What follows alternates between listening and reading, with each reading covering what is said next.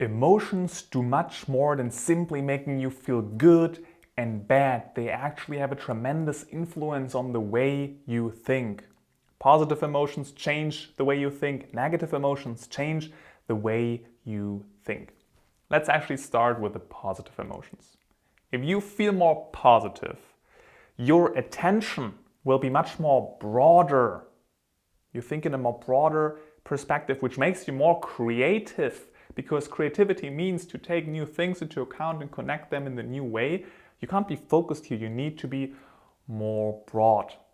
You need to widen your perspective, see more of the big picture. And by having this big picture, broadened perspective, you deal also with problems much, much better.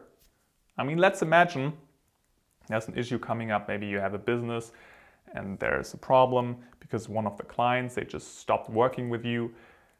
And then you have a more big picture perspective, think more holistically about the things, what you can now do, how you could change things, instead of just simply getting angry. It will help you to find a much better solution, maybe even a creative solution. Also, you're much more flexible with your thinking. So you understand, okay, we need to change our perspective here, our thinking, we need to change our approach maybe. And by having this flexibility, you're also much better at doing positive reappraisals. What is a positive reappraisal? For example, you're sitting in the train and your phone is dying due to a lack of battery. And then you could be like, damn it, I want to work now, I can't do that. But you could also reappraise that in a positive way and be like, oh, well, I'm on my phone all day long, every day. Maybe it's even nice now that I now could focus a little bit on myself and reflect much more. Maybe that's even good. Nice. You have a much easier time to do that with more positive emotions. The issue is the same. You can't work due to your phone, but how will you probably use your time if you reappraise this in this way and then you start reflecting on yourself, maybe write on a piece of paper some ideas that you have for your business or your YouTube channel or life or whatever. You deal much better with the situation in comparison to, damn it, my phone is not working, this stupid phone. You're just ruminating about this. So it's not about just looking on life that there's nothing negative. No, but it just helps you to deal with challenges much, much better. And basically, also when we go into mindfulness, they talk about decentering.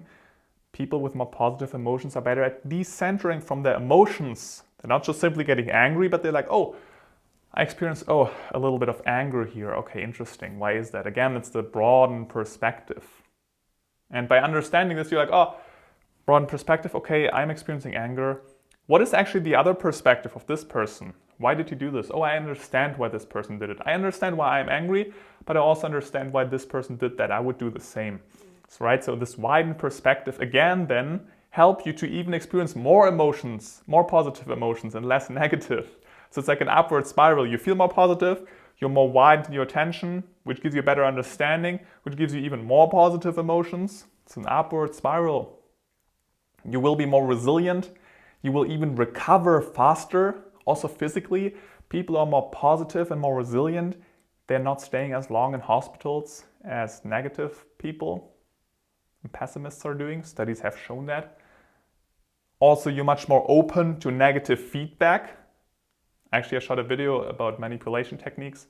There also said that if people, if you want to change a behavior of somebody, maybe, I don't know, your wife is smoking or whatever, don't talk with her when she's in a negative state.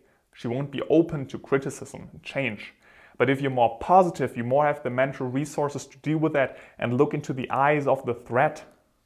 And this again helps you. Imagine there would be somebody who's giving you criticism, which is even correct, and you're more positive about it and be like, okay, let's look at this. Oh, thank you for this valuable information. Now I can change and improve.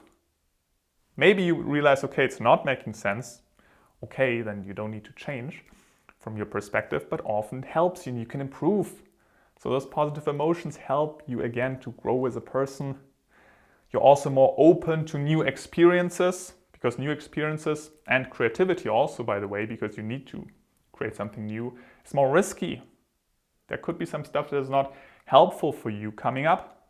some experiences you don't like, but also there's potentially experiences and creative ideas that are brilliant. So you need to throw yourself out there, and by having those positive emotions, you're doing this more likely, you're more open to new experiences.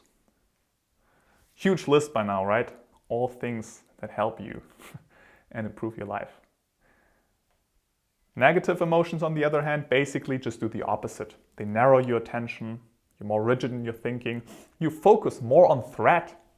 Makes sense, if you're in an environment which is more negative, you also become a bit more negative. You focus more on threats because there are more potential threats, and it's important to be aware of those. Otherwise, you would have died from an evolutionary perspective thousands of years ago if you would not focus on threats, if there are potential threats.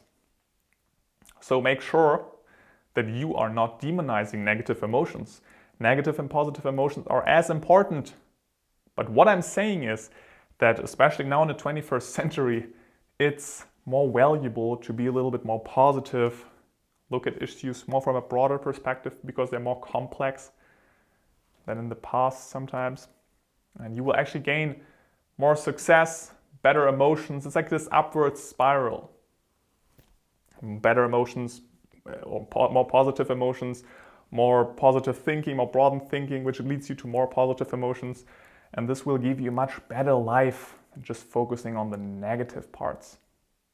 So emotions do much more than just simply making you feel good or bad. And this is what the broaden and build theory is stating. The broaden aspect we just talked about, the emotions positive broaden you, the negative narrow you. But also, this is what this theory is stating, it is building your character over the long run. So this broaden and build theory states that if you have, for example, positive emotions, your attention is more broadened. This is great. Based on that, you introduce different action steps in life. You make different decisions, right? Which are much more resourceful. But then this action step is actually building desirable personal resources on the long run. So maybe that's a state which you're in for a couple of minutes that you're more positive. You make a better decision also here. But if you have those states more often, actually the state becomes more of a trait, a stable trait, which is part of your personality. You can integrate that into your identity. So emotions, yes, have influence on your thinking, but even on your lasting functional outcomes, on your lasting effects. So it's not just only about how can I be more successful and improve my thinking. No, how can I also improve my inner game and my emotions, which are helping me to make better decisions. Now, by the way, quick disclaimer, I'm not saying that positive emotions are always the best thing. You also can be overconfident here, so also make sure that you make calm and clear decisions. Also important. Also the statement of, hey, just sleep over it for one night is very helpful, especially in decision taking. But generally, understand that positive emotions give you a much better cognition, which is much better for problem solving often. And for yourself, the way you feel about yourself, obviously. Now, we talked about how emotions influence your thinking, but it also happens the other way around. And this is why I shoot this video, so it helps you, right? Because by understanding those things, you know that next time you might be a little bit more aware about what is going on in the situation. You have a struggle coming up, an issue, you become angry, and you're like, what are more resilient, more positive people are doing? Oh, they look at it more from a broader perspective. Okay, interesting. Actually, it doesn't make sense that I'm even angry, or it's a totally understandable situation. This understanding gives you more positive emotions, which gives you more broadened perspective even, which gives you more positive emotions, right? So it can also start with your thinking and not only your emotions. It's a two-way path. And that's actually the reason why I now quickly talk about resilient people. How do they deal with issues and try to imitate them? All the aspects we said in the beginning, this is how resilient people are basically thinking. If a struggle is coming up, they even take situations with humor often, more lighthearted. They didn't prepare for a presentation. Well, they just take it with humor and be like, well, let's be creative and do some freestyle here. Maybe this will work even better. Probably it even does. And this humor helps them to, again, deal better with the situation. Do you know those people who just float through life somehow? Everything is easy for them? Well, that's the Broaden and Build theory. They understood that being successful doesn't mean that I need to suffer for that all the time. No pain, no gain. No, sometimes it just means to play it a little bit more smart, more lighthearted, float through the day. Those people explore more creatively. They're more relaxed, more optimistic in their thinking. And this gives them better results. Try to imitate that the next time. And it always starts with awareness. This is why I made this video. Now maybe you reflect in the past and be like, oh, in those situations I didn't react optimally. What I want you is to not only, if this is the situation, that you afterwards come to realize that, not only in the situation, but actually before you realize, okay, the situation is just about to come up. How can I deal with this now better? So awareness, and then having this knowledge here in this video and understand how more developed and more resilient people are dealing with this situation might help you to a little bit imitate that. I'm not saying that it's easy. Often those are deep-rooted reflexes that you learned over years. Stressful situations coming up, you're annoyed. You scream or whatever. It takes time, but it starts with awareness. And if you need some one-on-one help with changing your thinking and your behavior, you can hit me up. I'm a one-on-one coach. It's much more effective than just simply watching a video. Those videos are great, but really talking with somebody one-on-one, I'm a psychologist, it's often much more effective to really change your thinking and your behavior within a couple of weeks.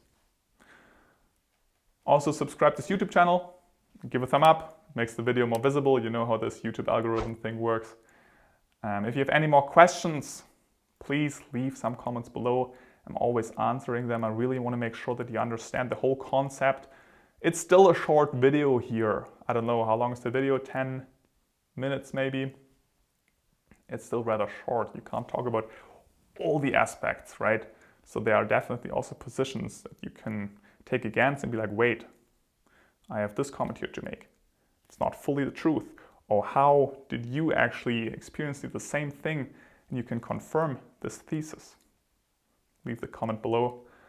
And I will see you in the next video.